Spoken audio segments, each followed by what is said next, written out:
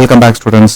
Motion அப்படின்ற யூனிட்ல friction அப்படின்ற கான்செப்ட்ல இருக்கக்கூடிய ரோலிங் ஃபிரிக்ஷன் கான்செப்ட் நம்ம டீடைல்டா இங்க பார்க்க போறோம்ப்பா. இந்த கான்செப்ட்ல நம்மளுக்கு sliding friction, another one is the rolling friction. Sliding ஃபிரிக்ஷனாலும் கைனடிக் ஃபிரிக்ஷனாலும் ஒண்ணுதான் அப்படின்னு நம்ம பார்த்தோம். ஒரு block slides over the surface ஃபோர்ஸோட டைரக்ஷன்ல கைனடிக் ஃபிரிக்ஷன் அப்படின்றது ஸ்லைடிங் ஃபிரிக்ஷன். இப்போ நம்ம கொடுக்கக்கூடிய இந்த அப்ளைடு ஃபோர்ஸோட டைரக்ஷன் அப்படியே parallel and opposite directionல இந்த ரைடிங் ஃபிரிக்ஷன் அப்படின்றது மியூ கே n அப்படின்றது. இந்த மியூ கே அப்படின்றது கோஎஃபிஷியன்ட் ஆஃப் கைனடிக் ஃபிரிக்ஷன் அப்படின்னு. இந்த n அப்படின்றது நார்மல், பிளாக்குக்கு இந்த சர்ஃபேஸ் கொடுக்கக்கூடிய நார்மல் அல்லது ரியாக்ஷனரி ஃபோர்ஸ். இந்த ஸ்லைடிங் ஃபிரிக்ஷன் அப்படின்றது ஸ்டாட்டிக் ஃபிரிக்ஷனை விட கைனடிக் ஃபிரிக்ஷன் கம்மி நம்ம பார்த்தோம். இடத்துல ஞாபகத்தில் வச்சுக்கணும், the mu(s) is greater than 2 இப்போ நம்ம இங்க பார்க்க போறது ரோலிங் ஃபிரிக்ஷன். இப்போ ரோலிங் ஃபிரிக்ஷன் அப்படின்றதுக்கு ஒரு ஆப்ஜெக்டை ஒரு வீலையோ ஒரு டிஸ்கையோ ஒரு சிலிண்டரையோ நம்ம என்ன செய்யறோம், ஒரு ஆப்ஜெக்ட் கீழே பிளேஸ் பண்ணிட்டு நம்ம அதை மூவ் பண்ணும்போது இந்த சர்ஃபேஸுக்கும் இந்த ஆப்ஜெக்ட்டுக்கும் இடையில இருக்கக்கூடிய இந்த கான்டாக்ட் குறையிறது மட்டும் இல்லாம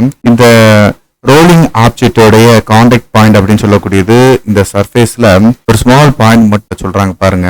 In rolling motion, when the wheels moves on the surface, the point of contact with the surface is always at contactல இருக்கக்கூடிய இந்த சர்ஃபேஸ்ல இருக்கக்கூடிய இந்த பாயிண்ட் எப்பவுமே எப்படி இருக்கிற மாதிரி இருக்கு, ரெஸ்ட்ல இருக்கிற மாதிரியே இருக்கு. ஆப்ஜெக்ட் மோஷன்ல இருக்கிற மாதிரி இருந்தாலும் சிலிண்டர் ஆர் ரோலிங் ஆப்ஜெக்ட்ல இருக்கக்கூடிய இந்த பாயிண்ட் அப்படின்றது எப்பவுமே என்ன இருக்கு, ஒரு கான்ஸ்டன்டா ரெஸ்ட்ல இருக்கிற மாதிரி மெயின்டைன் பண்ணுது. ஆனா அந்த ஆப்ஜெக்ட் மோஷன்ல இருக்கும். So since the point of contact is rest, there is no relative motion between the wheel and the surface. அதனாலேயே இந்த வீலுக்கும் இந்த சர்ஃபேஸுக்கும் எந்த ஒரு ரிலேட்டிவ் மோஷனும் ஆக்ட் ஆகிறது இல்லை. அதனால இந்த ஃபிரிக்ஷன் அப்படின்றது இங்க வெரி வெரி லெஸ்ஸா இருக்கு. இந்த இடத்துல நம்ம பயன்படுத்தக்கூடிய இந்த ரோலிங் ஆப்ஜெக்ட்ஸ் அப்படின்றது மோஷன்ல இருக்கக்கூடிய ஃபிரிக்ஷனை ரெடியூஸ் பண்ணுது. ரோலிங் ஃபிரிக்ஷன் அப்படின்றத நம்ம வேணா என்ன எடுத்துக்கலாம், FRன்னு எடுத்துக்கோ. இந்த ரோலிங் ஃபிரிக்ஷன் ரைடிங் ஃபிரிக்ஷன் கம்மி. Riding friction static friction. இதே தான் நம்ம என்ன செய்ய போறோம், இந்த இடத்துல சொல்ல போறோம். கைனடிக் ஃபிரிக்ஷன் அல்லது ஸ்லைடிங் ஃபிரிக்ஷனை விட ரோலிங் ஃபிரிக்ஷன். ரோலிங் ஃபிரிக்ஷனுக்கான coefficient value coefficient of static ஃபிரிக்ஷனை விட கைனடிக் ஃபிரிக்ஷனோட கோஎஃபிஷியன்ட் வேல்யூ கம்மி.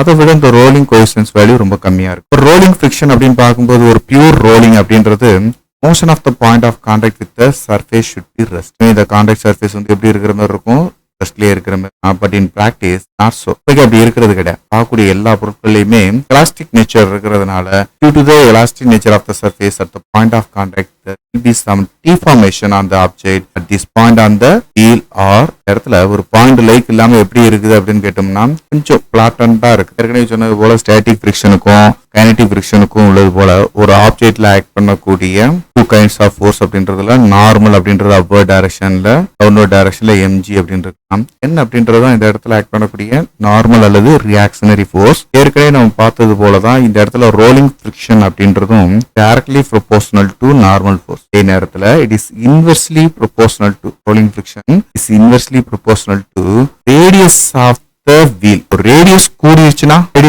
என்ன ஆகும், இந்த மாதிரி ஒரு பஞ்சரான ஒரு வீலை பாக்குறீங்கன்னு வச்சுக்கோங்க. ஒரு ரேடியஸ் அதிகமாச்சுன்னா ரோலிங் வந்து என்ன செஞ்சிடும், குறைஞ்சிரும். பஞ்சரான வீல்லாம் நம்மளுக்கு மூவ் ஆகும்போது அதனாலதான் ரொம்ப கம்மியான ரோலிங் தான் இருக்கும்.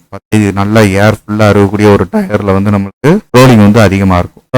FR is inversely proportional to 1/r அப்படின்னு இந்த ரெண்டையும் கம்பைன் பண்ணி ஒரு formula FR equal to QR அப்படின்றது coefficient of rolling friction. Additional ஒரு information, static and rolling friction ரெண்டுமே சேர்ந்து இருக்குமா சார் அப்படின்னு கேட்டோம்னா நம்ம மூவிங் வெஹிக்கிள்ல மோஸ்ட்லி இந்த ரெண்டுமே சேர்ந்து தான்ப்பா இருக்கு. சைக்கிளோட வீலை நீங்க கவனிச்சு பாத்தீங்கன்னா நீங்க பெடலிங் பண்ணும்போது இந்த பேக் வீல் அப்படின்றத பேக்வேர்ட் டைரக்ஷன்ல நம்ம தள்ளுறோம்.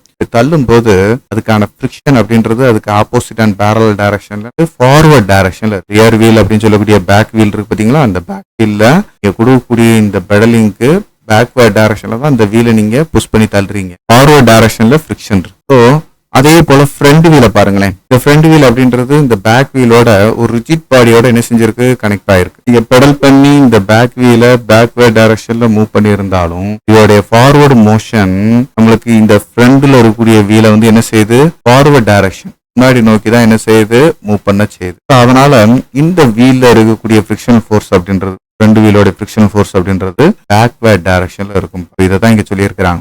Remember both the frictional force corresponds to only static friction, not a kinetic friction. இந்த ஒரு விதத்திலையும் kinetic friction இல்ல, கவனிச்சுக்கணும்பா.